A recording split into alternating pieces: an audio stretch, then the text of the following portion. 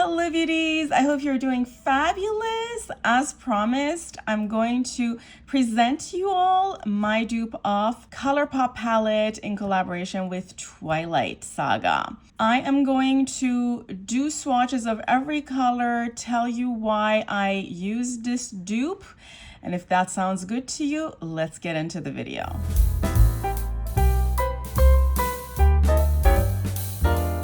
I'm gonna go row by row, top row, left to right, all the way to bottom row. Let's get started. For the first color in the palette, Edward, I used Apex from the Dusk palette from Shine by ST. Was the one of the Duality 2.0's second version palettes. So the color in the Colourpop palette looks kind of like a shimmery white. But in some of the swatches on Colourpop website, the color actually kind of looks like it has a hint of green. Also, the color is Edward, so it had to be something super shimmery and beautiful because Edward is both shimmery and beautiful. And this color is so pretty. It looks like a very mild mint undertone with peach glitters over it, and then from some angles you do see a blue or purple hue, which is absolutely gorgeous. This is another color you can use to represent Edward if you don't have the color that I showed from Duality, because I don't think that set is available anymore. This is Heavenly from Colourpop. This is a single from Colourpop, and it is essentially a mint green shimmer. And Colourpop obviously has a lot of other mint green shimmers if you want to just pick another one. The second color is Unconditionally in the palette, which is a pastel-y, like a mint green going into gray. And for that, I picked Vine from Glaminatrix. So honestly, I don't know what Unconditionally is supposed to look like, but before deciding to dupe this palette, I sat and watched the whole Twilight Saga just to have an opinion of whether these colors actually represent the names, which is exactly why I thought Edward has to be shimmery. And then Unconditionally, I think, refers to her quote that says that she was unconditionally and irrevocably in love with Edward. I suppose this color kind of represents what that is supposed to mean. The next color is Prom Night, which from the palette, it kind of looks like a light shimmery taupe. And then in the swatches, it actually kind of goes into gray, but I kind of went with the light shimmery taupe. And I picked this one from Sydney Grace. This is Tiara. This is actually a gorgeous, gorgeous color, and I love it. And then I thought to myself, you know, Tiara and Prom Night, they totally go together, right? So definitely made sense to use this color. And it also kind of has that grayish tones if we really care about it. Our next color in the top row is Immortal, which looks like a beautiful shimmery light purple or sort of a lavendery color. I decided to pick a darker color for that because there are two purples in this palette, and honestly, looking at the swatches, they don't look that distinct. One of them looks a little bit less blue, the other one looks more blue. So I kind of took the liberty to pick two distinct purples that still went with what Colourpop picked. And for this one, I picked Love Has No Boundaries from Touch of Glam. I'm hoping the camera's capturing the shifts because this shade from some angles has a shift of blue and a shift of teal. So I figured it definitely goes also with the rest of the colors in the palette, so that if you're trying to use it in different ways, you can totally do that. The next shade in the palette is Ice Cold. And in the photo of the palette, it's unclear what the difference is between that shade and Edward, which is part of the reason why I chose two distinct colors for these two. And then in the swatches of the palette that are on Colourpop's website, it looks like a shimmery white. So I picked this color from Luxie Beauty Blow, which is a beautiful white shimmer.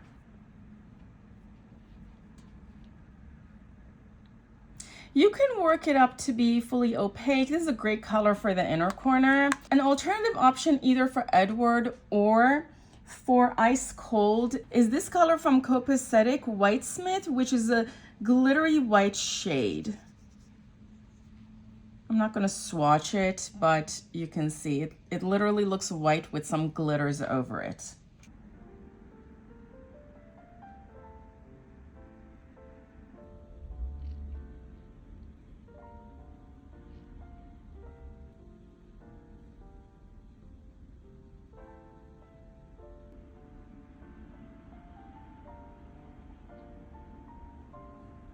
Beauty's back for the second row. If you're enjoying these kinds of videos, don't forget to subscribe to my channel if you're not subscribed yet. Also to give it a thumbs up. The first color in this row is called Say It Out Loud, which refers to the point in the movie, and I'm guessing the book, I haven't read the books, where Bella tells Edward that she knows what kind of creatures they are, and Edward tells Bella, say it out loud, say out loud that we are vampires. Now, why this had to be a color of its own, I don't know. Like, what color can Say It Out Loud be? Who knows? But Colourpop chose to make it a shade, and it is sort of a neutral brown in the palette. I think it's a little less warm toned than this. This is more warm toned. This one is Ivy League from Sydney Grace, but I chose to pick something a little more warm toned. I felt like the palette does have some, I don't want to say redundancies, but it's like, I don't necessarily agree with all the shades in the palette, which is why I picked something a little more warm toned to make the palette a little bit more versatile. Also, I think I've mentioned that I don't really have that many brown colors in my single shades, although I could always reach out to like a Colourpop palette and pull a color out. This is a shade that looks different if you look at different photos that Colourpop has posted.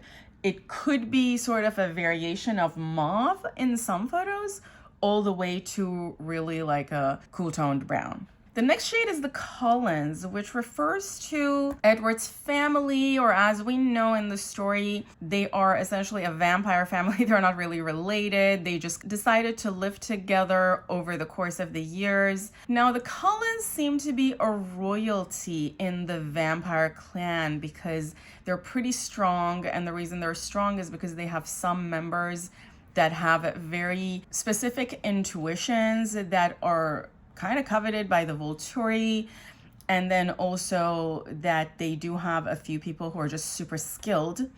Also that they have their own clan in the region that they live in. So using a purple shade which refers to royalty made sense, which is what Colourpop used. Now, from the photos on Colourpop's website, it looked like Colourpop uses a purple that has a blue hue. Now, because of the color that I used for Immortal and the fact that that color had a blue hue, I didn't want to use another dark purple here, which is why I used one of my most favorite shades from Terra Moons, which is Ceres. This is such a beautiful shade. Also, we know from the story that Cullens are very nice people.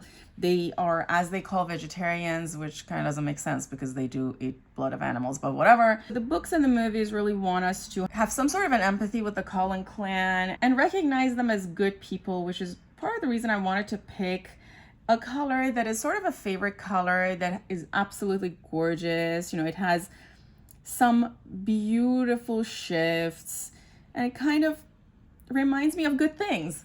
And just in case you're curious, Ceres has a shift of light magenta from some angles and gold from some other angles. And then it does have a blue to purple undertone. I did pick some alternatives. This is Purple Haze from Luxie Beauty, which does have a magenta-y, pinky undertone. It's not as blue as the shade in the palette, but it's a beautiful shimmer. This is another color from Luxie Beauty, Spyro, which is also a dark purple, but this is just a shimmer. This doesn't have any specific shifts or anything. This one is Ironic, and this is the color that I thought you could either use to dupe the Cullens or Prom Night. And this one is also kind of a taupey to a purpley beautiful shimmer. Our next shade in the palette is Lion and Lamb, which refers to, frankly, I'm not sure if Bella is the lion and Edward is the lamb, or Bella is the lamb and Edward is the lion, because I feel like in their physical sense, Edward is the predator, but in their emotional sense, Bella is the one who is really absorbing Edward. And the shade that Colourpop chose for this one is a shade of green. Now, I like the fact that there was a forest green in the palette, but I kind of wanted to pick something that really tells me a divide, because you have Lion and Lamb, which are sort of opposites, right? And that is part of the reason why I picked this color. This is Spilled Tea from Touch of Glam, and this is from the same collection as the other one that I picked from Touch of Glam in the first row. This color has a hue of teal from some angles all the way going to possibly even red. So to me, it has a huge range of shifts, which is why I thought it totally goes with Lion and Lamb being opposite creatures. So you see it does have a red burgundy undertone and then the glittery green over it. And then from some angles, you do see a teal blue hue. You can even make it more opaque than this. The next color in the palette is 17, and this is where I picked something completely different from what Colourpop has in their palette. Now, in the Colourpop palette, the shade in the photos of the palette is kind of different from the shade in the swatches of the palette. In some swatches, it looks much lighter than in some other swatches, but regardless, the color is a cool toned green and it's way darker than this. However, when I think of 17, which in the movie is Edward's age, a 17-year-old is a child. It's not even an adult, which is why I picked a color that represents a more youthful person to me than a dark green color, which would be a color that I would associate with maturity. This is Green Anjou from Sydney Grace. And yes, beauties, in case you've never been on my channel, I love Sydney Grace. You see, I use a lot of their colors in this palette.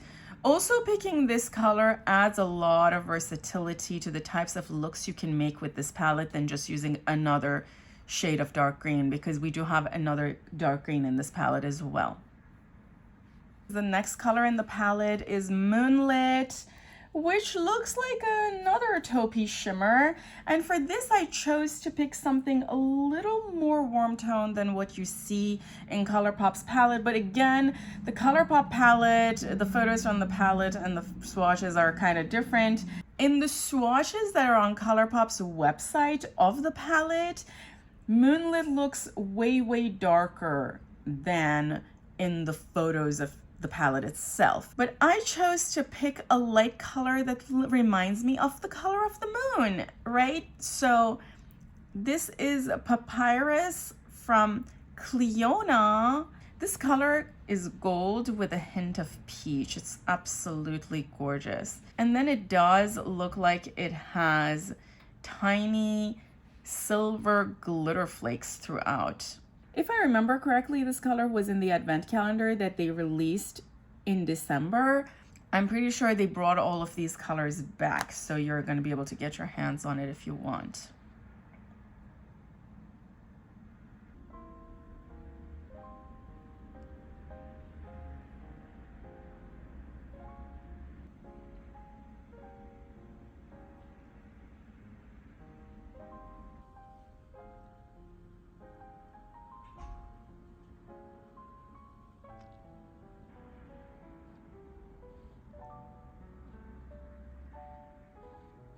Okay, beauties, quickly mentioning before I get into the final look that I am wearing Toxic Sludge from Cleona's Slickadelic collection. This is from the first Slickadelic collection, and I loved it. I thought this gives me kind of the vampire-y vibes with the shift of green to purple, and then also the magnetic effects that I put on them. So I figured it's totally appropriate for this video, also because the palette is kind of green to purple. Let's get started with the last row. The first color in this row is Impossibly Fast, which is supposed to refer to a quality of the vampires. The shade in the Colourpop palette is much more dark than this. This is Evergreen from Sydney Grace. If you want a darker, less green shade, I can recommend to you this one from Sydney Grace, which is Moss. But I actually wanted something green because if I remove this from the palette, from the version that I've created, because for the other color 17, I also didn't really use a grass green, then the palette is gonna not have a green color. So I kind of wanted it to have a colorful green, which is why I picked this color. Beauties, if you want me to do 2 looks with this palette, write to me in the comments below. I can totally do that. I love these mattes from Sydney Grace. Look at that. And this shade would totally go with some of my neutral colors, even the purple colors, as well as obviously the green colors, like the color that I picked for Edward. Our next shade in the palette is Bella, which looks like a regular cool tone dark brown. Now, I don't quite understand that, or maybe I do. I mean, Bella is a very bland protagonist. She is not a special person in any way other than the way that vampires understand, like having very delicious smelling blood and then having some vampire superpowers. But as a human, she doesn't, you know, she could be anybody. She's clumsy, she's not somebody very special. And I think that character is written like that by design so that anybody can see themselves in the character as they're reading the book. Which, if I want to sort of go by that paradigm, I understand why Bella would be just a very commonly used neutral color. But I thought using a brown with a red undertone made a lot more sense because this juxtaposes vampires with humans, and the difference between the two is that humans have blood, and also particularly that Bella's blood is extremely delicious and smells very good to the vampires. So it's as if having blood in your veins matters a lot in this story, which is why I think having a red undertone for Bella makes absolute sense. Also, this is a color that I think totally goes with some of the other colors in the palette that I created. The next color in this row is Irresistible, which looks in the swatches like yet another shimmery purple. And it's unclear what's the difference between that and the shade Immortal. But in the photos of the palette, this color actually looks a little more taupe and a little more neutral. And that is why I picked this super special shade that, frankly, I recently ordered and received from Shine by SC. I ordered this during the Black Friday sale and I recently received it.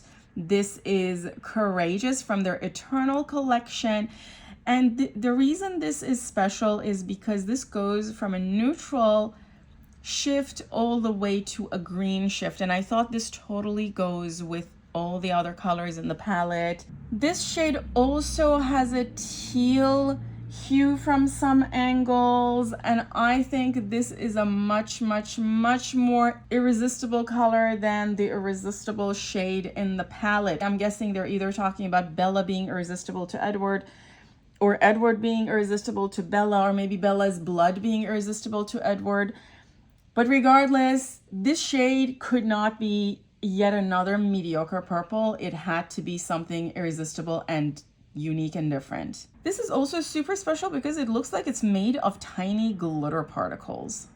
The next shade in the palette is Irrevocably, which is a blue color. Now this color, which is Regal from Terra Moons, is a lot more true to some photos on Terra Moon's website. I know some swatches in Terra Moon's website makes this color look a little more purple, a little more lavender, a little less purple. Yeah, so it's kind of difficult to know exactly what color this is, but I went by what it looked like in the photo of the palette.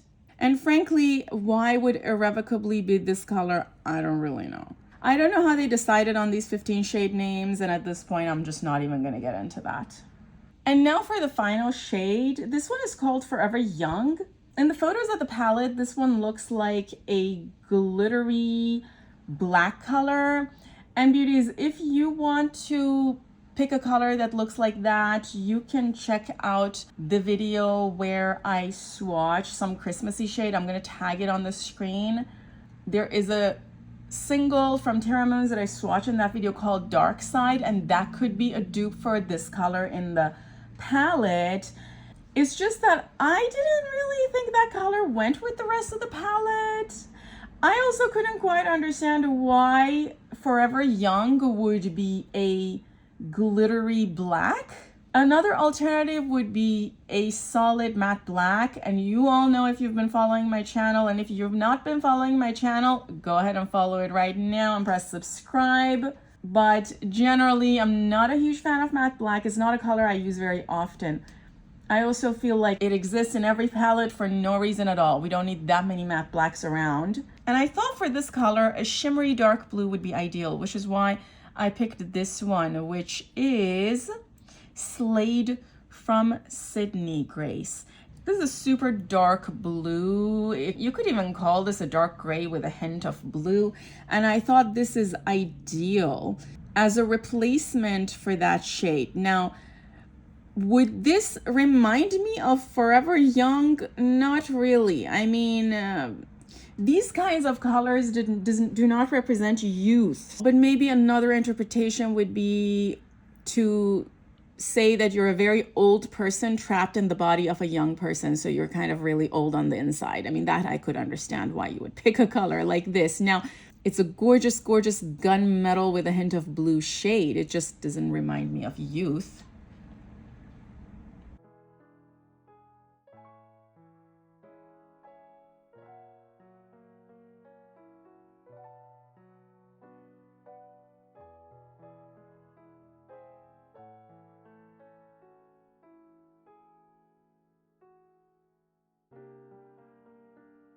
Beauties, if you enjoyed this video, don't forget to give it a thumbs up. I have a whole playlist of different videos where I swatch beautiful singles. If that is your type of thing, stick around. That playlist is going to be recommended to you on the screen about now. I love you all. Have an amazing day. And until next time, bye.